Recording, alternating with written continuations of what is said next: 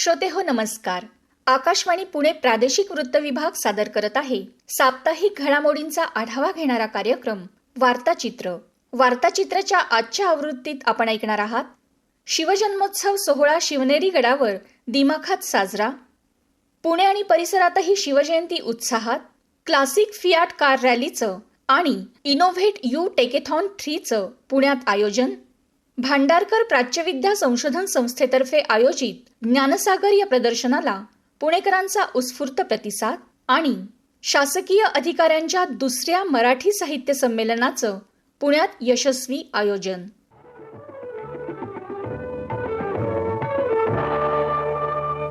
शिवनेरी गडावर शिवजन्मोत्सव सोहळ्याचं दिमागदार आयोजन करण्यात आलं होतं.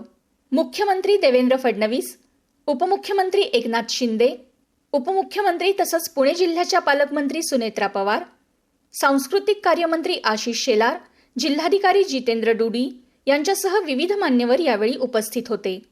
छत्रपती शिवरायांनी दिलेला मार्ग हाच सर्वांगीण विकासाचा मार्ग आहे.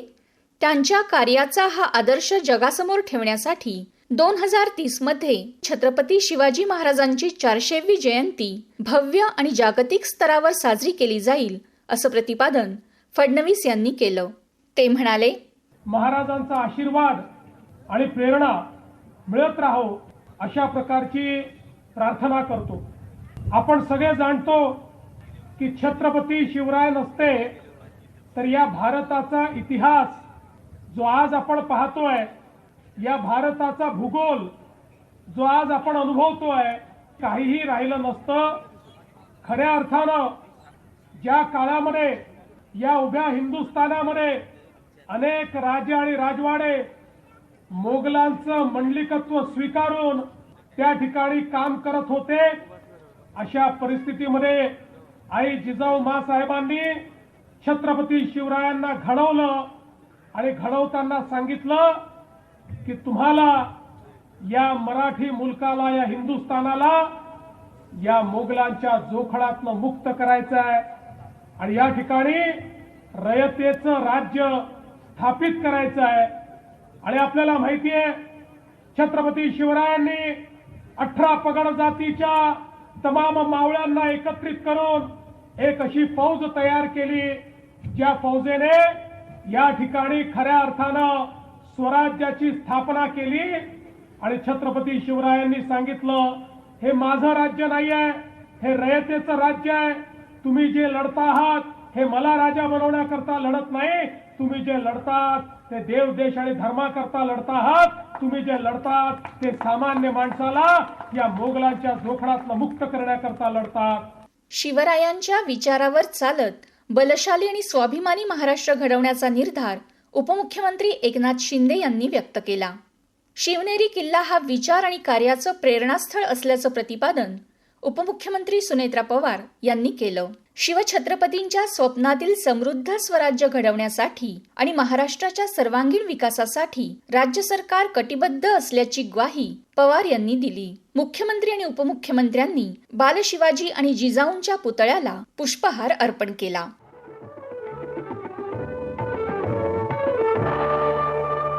पुण्यातही शिवजयंती उत्साहात साजरी झाली. शिवजयंती महोत्सव समिती पुणेतर्फे आयोजित शिवजन्मोत्सव स्वराज्यरथ सोहळा मोठ्या उत्साहात पार पडला. लाल महाल परिसरातून निघालेल्या मिरवणुकीत फुलांनी सजवलेला जिजाऊ माँसाहेब शहाजी महाराज शिवज्योत मुख्य रथ आघाडीवर होता. त्या मागोमाग 96 स्वराज्यरथांनी सरदार, मावळे आणि वीरमातांचा इतिहास साकारला. 51 रणशिंगांची ललकारी, नादब्रह्म ढोल ताशा पथकांचा रणगजर आणि सनई चौघड्यांच्या सुरांनी वातावरण दुमदुमलं होतं. महाराणी ताराराणी शौर्य पथकातील 51 रणरागिणींनी मर्दानी युद्धकलेची थरारक मानवंदना दिली. तसंच शिवाजीनगर इथल्या SSPMS संस्थेच्या प्रांगणातील शिवरायांच्या अश्वारूढ स्मारकावर हेलिकॉप्टरमधून पुष्पवृष्टी करण्यात आली. जय शिवाजी जय भवानीच्या घोषात पुण्यात शिवकाल अवतरल्याचा अनुभव नागरिकांनी घेतला. या सोहळ्याविषयी बोलताना शिवजयंती महोत्सव समितीचे संस्थापक अध्यक्ष अमित गायकवाड म्हणाले, पुणे येथे लाल महाल पासून सुरू होणाऱ्या विश्वातल्या सर्वात मोठ्या शिवजयंती सोहळ्यात सगळ्यांचं स्वागत आहे. 14 वर्षापूर्वी हा अतिशय सुंदर, पवित्र आणि महाराष्ट्राच्या इतिहासाला कलाटणी देणारा दिवस 19 फेब्रुवारी 2013 रोजी निर्माण झाला. विश्वात अनेक राजे, रजवाडे, किंग, फेरोज, एम्परर्स होऊन गेले, पण कुठल्याही राजाची जयंती ज्याप्रमाणे आपण पुण्यामध्ये शिवजयंती साजरी करतो तशी होत नाही. शिवाजी महाराज पिढ्यानपिढ्या प्राणाची आहुती देणारे वीर सरदार, सुभेदार, सरसेनापती, मावळे, वीर माता यांचे रथ याच्यामध्ये सहभागी होतात. त्यांचे वंशज आपण एकत्र केले आणि आपल्या वीर पुरुषाला मानवंदना देतात. अतिशय अभिनव उपक्रम आपण या पुण्यामध्ये सुरू केला आणि मला अभिमानाने सांगावंसं वाटतं, आमच्या या रथोत्सवाला आचारसंहिता आहे. कुठलाही डीजे लावायला परवानगी नाही, नाच गाणं करण्यास परवानगी नाही, कुठलाही व्यसन करून सहभागी होण्यास परवानगी नाही. फक्त आणि फक्त पारंपरिक खेळ, ढोल ताशा लेझिम तुम्हाला बघायला मिळेल.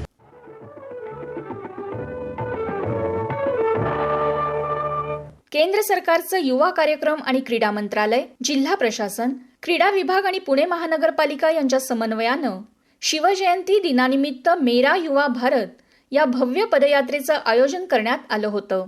पुणे महानगरपालिकेच्या महापौर मंजुषा नागपुरे यांच्या हस्ते झेंडा दाखवून पदयात्रेचा शनिवार वाड्यापासून शुभारंभ करण्यात आला. पदयात्रेत पारंपरिक वेशभूषेत राष्ट्रीय छात्रसेना, राष्ट्रीय सेवा योजना, उच्च शिक्षण, तंत्र शिक्षण, व्यवसाय शिक्षण, सावित्रीबाई फुले पुणे विद्यापीठाच्या सुमारे 2000 विद्यार्थी विद्यार्थिनींनी सहभाग घेतला.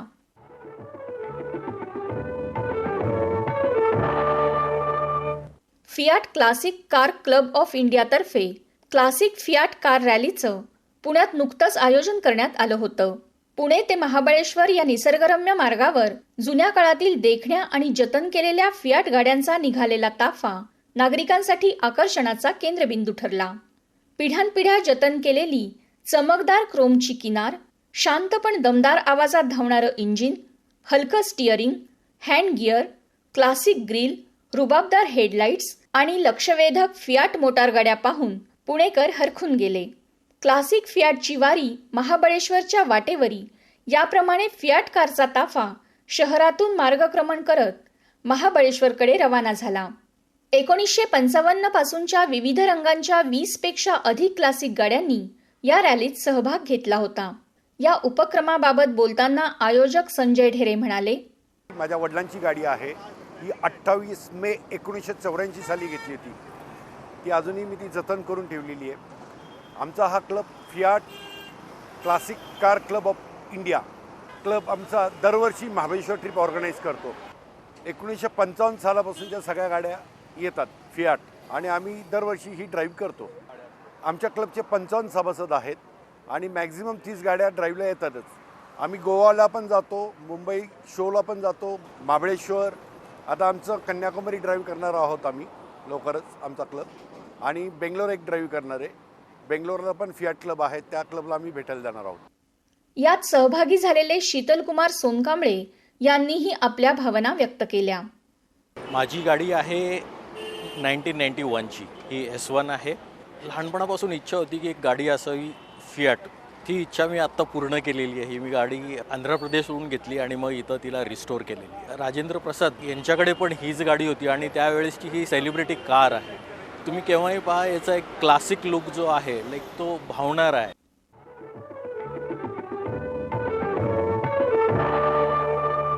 इनोव्हेशन फाउंडेशनच्या वतीनं आयोजित इनोव्हेट यू टेकेथॉन 3चं आयोजन पुण्यात नुकतंच करण्यात आलं. 50 संघांचे 1700हून अधिक स्पर्धक यात सहभागी झाले होते. उच्च शिक्षण संचालनालयाच्या अंतर्गत असणाऱ्या 1132 अनुदानित महाविद्यालयांमध्ये अशा लॅबची निर्मिती होईल आणि त्यानंतर विना अनुदानित महाविद्यालयात अशा लॅब निर्माण करण्यासाठी मदत करण्यात येणार आहे. राज्याचे उच्च शिक्षण संचालक डॉक्टर शैलेंद्र देवळाणकर यांच्या हस्ते या उपक्रमाचं उद्घाटन करण्यात आलं. यावेळी बोलताना ते म्हणाले, तुम्ही स्वतःला रेस्ट्रिक्ट करू नका कोणत्याही छोट्या मोठ्या गोष्टींसाठी. तुमच्याकडे पोटेन्शियल आहे, तुमच्याकडे चांगल्या करिअरचे ऑप्शन्स तुमच्याकडे आहेत. याला युटिलाइज करून इंडियाला अब्रॉडमध्ये शाईन करण्याची गोल्डन अपॉर्च्युनिटी ही तुम्हाला आहे. त्यासाठी प्लॅटफॉर्म लागतो. तो तुम्हाला टेकॅथॉन सारख्या इनोव्हेशन फाउंडेशनच्या माध्यमातून जे प्लॅटफॉर्म आहे त्याच्यातनं तुम्हाला उपलब्ध करून दिला जातो. आपल्याकडे आता सरांनी उल्लेख केला त्याप्रमाणे AI ग्लोबल समिट चालली आहे. It's a 4th summit that is taking place in India. पहिल्यांदा ग्लोबल साऊथमध्ये अशा प्रकारची समिट होती आहे आपल्याला कल्पना आहे की सेमीकंडक्टर असेल, मायक्रोचिप असेल, AI असेल, या सगळ्यांमध्ये ज्या दोन बेसिक गरजाचा आहेत, एक आहे तुमचं क्लाउड आहे आणि दुसरं डेटाबेस आहे. कंपाऊंड आणि डेटाबेस या दोघांमध्ये पण इंडियाचा प्रचंड मोठी मास्टरी आहे. आपण ह्या सगळ्यांना एक्सपोर्ट करणार, इव्हन सेमीकंडक्टरमध्ये पण टॉप 5 मध्ये 2029 पर्यंत इंडिया येणार आहे. मी या सगळ्या गोष्टी तुम्हाला यासाठी सांगतो की तुम्ही सगळ्यांनी भारताच्या फ्युचरविषयी ऑप्टिमिस्टिक असलं पाहिजे. तुमचं फ्युचर अत्यंत ब्राईट आहे. इनोव्हेशन फाउंडेशनचे अध्यक्ष कल्पेश यादव यांनी या उपक्रमाचा उद्देश विशद केला. ते म्हणाले, या स्पर्धेच्या उंची लक्षात घेता 1.0, 2.0 आणि या 3.0चा आलेख हा आता चढता झालेला आहे. चढत्या आलेखाबरोबर विद्यार्थी आणि युवकांची एक जबाबदारी ओळखून आम्ही या 3.0 या स्पर्धेचे नियोजन करतेवेळी हॅकेथॉन या स्पर्धेच्या निमित्तानं या विद्यार्थ्यांचे इनोव्हेशन हे जगासमोर येतील आणि जगासमोर आलेलं हे इनोव्हेशन फक्त इनोव्हेशन राहणार नाही तर त्याचा उद्योग म्हणून तो कसा डेव्हलप होईल यासाठी बूट कॅम्प आणि स्टार्टअप एक्सपो असा रोडमॅपचं नियोजन या प्रसंगी करण्यात आलेलं आहे.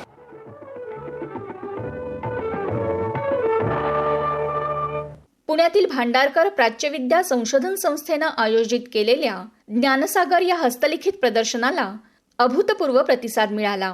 संस्थेच्या 108 वर्षांच्या इतिहासात पहिल्यांदाच असा मौल्यवान ठेवा सर्वसामान्यांसाठी खुला करण्यात आला होता. प्रदर्शनाच्या पहिल्या दिवसापासूनच संशोधक, अभ्यासक आणि विशेषतः तरुणाईची मोठी गर्दी दिसून आली. पुणेकरांनी या उपक्रमाचं हेरिटेज फेस्ट म्हणून स्वागत केलं. पुणे महानगरपालिकेच्या महापौर मंजुषा नागपुरे यांनी या प्रदर्शनाचं उद्घाटन केलं. यावेळी त्यांनी संस्थेच्या कार्याचं कौतुक केलं आणि अशा प्रकल्पांना समाजाच्या दातृत्वाची गरज असल्याचं मत व्यक्त केलं. या प्रदर्शनाबाबत बोलताना संस्थेच्या नियामक मंडळाचे अध्यक्ष भूपाल पटवर्धन म्हणाले, 3 दिवस भांडारकर प्राच्यविद्येने एक ज्ञानाचं प्रदर्शन आणि भारतीय संस्कृतीची आणि भांडारकर संस्थेची तोंड ओळख व्हावी म्हणून प्रदर्शन ठेवलेलं होतं. आकाशवाणीने बहुमोल मदत केली आणि आकाशवाणीने सुद्धा हे व्यवस्थित सगळीकडे पसरावं याच्यासाठी चांगली काळजी घेतली आणि मला सांगायला अत्यंत आनंद होतोय की याला इतका प्रतिसाद मिळाला की साधारणतः 15 ते 20 हजार लोकांनी आतापर्यंत या प्रदर्शनाला भेट दिली. या प्रदर्शनामध्ये भांडारकर इन्स्टिट्यूट मधील निरनिराळी हस्तलिखितं तसंच हस्तलिखितं जपली कशी जातात याच्याबरोबरच भांडारकर प्राच्य संस्था आज महाभारतासारख्या विषयावर जे काम करतो त्याचा स्टॉल आहे. भांडारकर बरोबरच काम केलेलं कातर लेणी आहेत त्याचा स्टॉल आहेत. त्याच्याबरोबरच निरनिराळे शास्त्रीय प्रयोग आपल्या जुन्या ग्रंथांमध्ये जे वर्णन केलेले आहेत ते प्रयोग इथे प्रत्यक्ष दाखवले गेलेले आहेत. तसंच यज्ञवेदी ज्या निरनिराळ्या प्रकारच्या होत्या शेणापासून कासवापर्यंत त्याही या ठिकाणी दाखवल्या गेलेल्या आहेत आणि भांडारकरची जवळजवळ 300 प्रकाशनं आहेत ती इथे विक्रीलाही उपलब्ध ठेवलेली आहेत आणि त्याला प्रचंड प्रतिसाद हा सर्व पुणेकरांकडून मिळाला.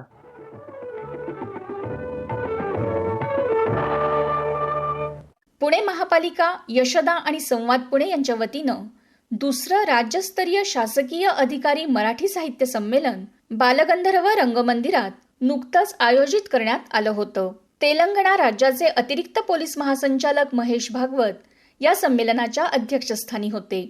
शासकीय अधिकाऱ्यांनी चांगली कामं करा, चांगलं लिहा, लोकाभिमुखता जपा असा संदेश त्यांनी यावेळी दिला.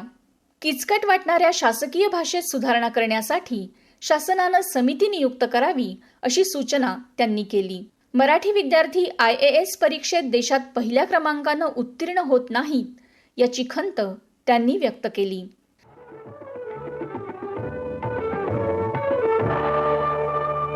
तर श्रोते हो, हे होतं आजचं वार्ताचित्र. संपादन केलं होतं माधवी कुलकर्णी यांनी. संकलन होतं शिवराज सणस, सीमा चोरडिया, नितीन जळूकर आणि भूषण राजगुरू यांचं. तंत्रसहाय्य आणि निवेदन होतं रश्मी घासकडबी यांचं. हा कार्यक्रम आकाशवाणी पुणे केंद्राच्या प्रादेशिक वृत्त विभागानं सादर केला. तर श्रोते हो, पुन्हा आपली भेट पुढच्या आठवड्यात. नमस्कार.